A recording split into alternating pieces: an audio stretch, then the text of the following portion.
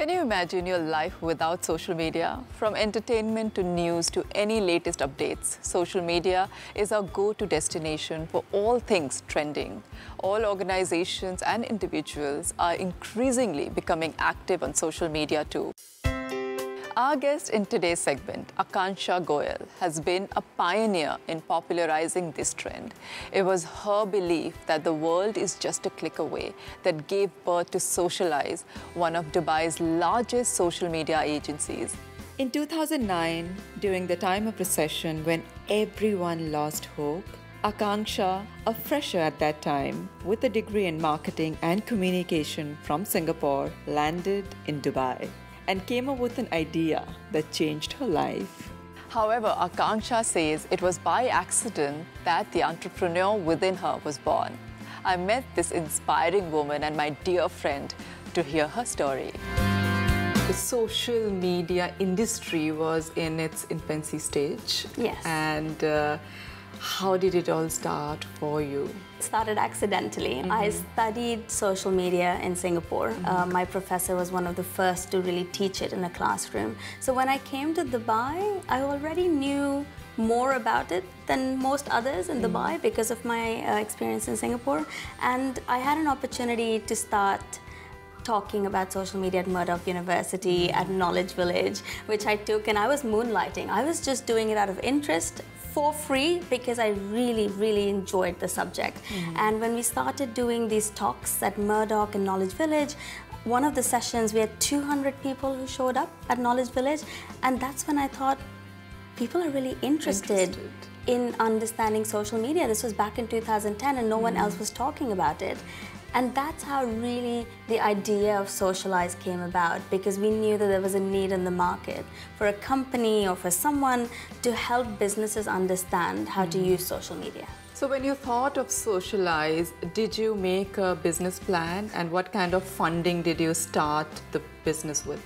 I never thought I'd start a business. I didn't know anything about starting a business. I don't come from a business family. I come from a simple middle-class family, and I just wanted to have a job. That's all I wanted. And I was in Dubai with my job, but my company was struggling and they weren't able to pay me. So when I started to see that people were interested in social media, I approached my boss and said, I think we should set up a new department. And he said, doing what? I said, doing trainings. He said, trainings on? I said, social media. He said, no one's interested in that. I said, no, please believe me. I think people are really interested in social media. Let me set up this division as a part of your company. And obviously any revenue that we get as a part of that would be yours. Because all I wanted was for the company to do well, so I could get paid my salary on time. And that's how Socialize actually started. So it started off as an idea and as a division within the company that I was working with, but it's only a few months after that I decided to take it solo. How did you start approaching people? What were your initial pitches like? Everything was done on paper, you know, by myself, researching, Googling how to set up a website, how to get a trade license, how to, how to do a training, how to set up an invoice. So it was all learning by doing. And because I was quite active on Twitter out of interest, I got in touch with one of the editors at Gulf Marketing Review, and I sent her a tweet saying, Socialize, a social media training company, is launching in Dubai. So she then retweeted and said, that's interesting, please call me on this number. So she put out a little story about Socialize launching in Gulf Marketing Review, and within a few hours we had Swarovski call us to do a social media training for their marketing director. I couldn't believe it, and embarrassingly so, at the end of that training, I sat in the lobby and waited in the lobby, and someone came up to me and said, yes. I was like, well, I was just wondering, am I going to get paid? They said, she looked at me and she said, we'll send a check to your office. I said, could I get the check now, please? And she said, okay. And they gave me the check and I walked out. In 6 years later, I know why that was embarrassing, but that's how we started. We learned everything. I learned everything on the job. And there were a lot of people who supported us, and we couldn't have done it without clients supporting us and people actually believing that I could do it.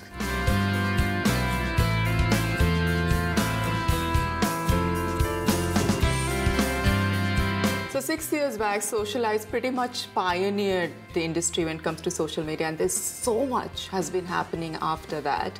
What has been your biggest challenge and biggest achievement so far? Being one of the first in an industry always has a first move advantage. I feel so lucky that we had that first move advantage because our first few clients were all big names, and that really helped us. But over time, the industry was changing. We had a lot of competition, and there would be days when I would come back home scared, especially when the bigger players started hiring our people. And when some of the people who I had groomed started leaving and setting up their own companies, there were nights when I thought, this is it? Will we survive this? But over time, I realized that change is constant. And if you understand that change will always happen and start to love the change and use change as an opportunity to get better and keep getting better, then change doesn't hurt you. And two, the fact that we're an independent agency, so we don't have any big player telling us how to run things, who to work with. We only work with clients that we're interested in, and we're able to do things our way. And because of that, because we're able to do things our way, because we work with clients that we love, because there's so much passion in the team that comes together and does this every day, we're now at a point where 6 years on, we're still one of the leaders. So today when someone's looking for a social agency, they still think of Socialize first, and I feel glad that they do, even though now we've grown and social isn't just what we do. So we're a full service digital agency, and social is now a small part of our business. So our business has almost changed every year, but having clients who meet us and tell us that they've seen Socialize grow and they now know we do so much more, it's very rewarding.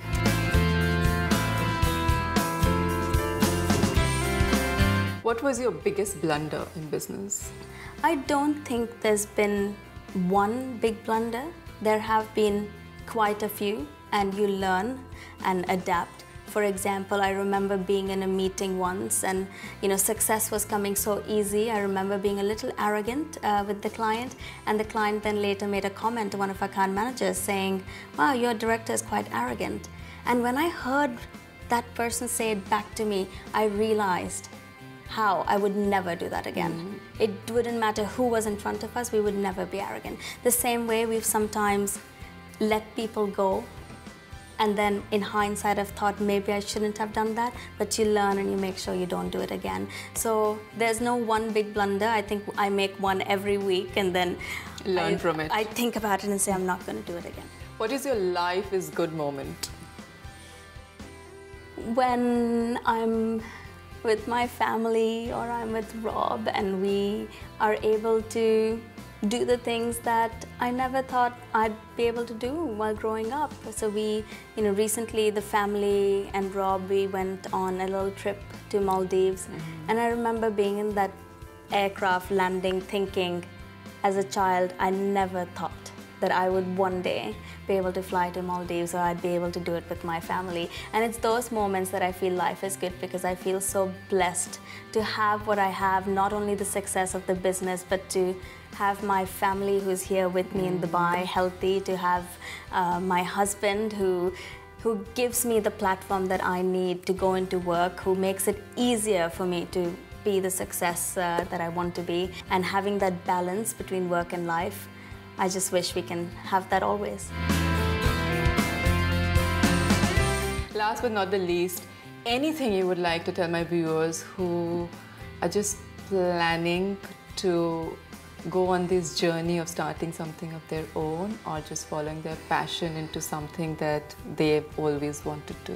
I think that if I could do it, anyone can do it.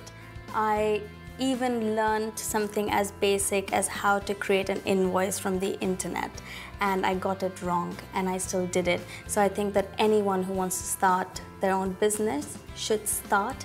A lot of people spend a lot of time thinking about it and analyzing, analyzing and not starting. Start. Get your hands dirty, start doing the work.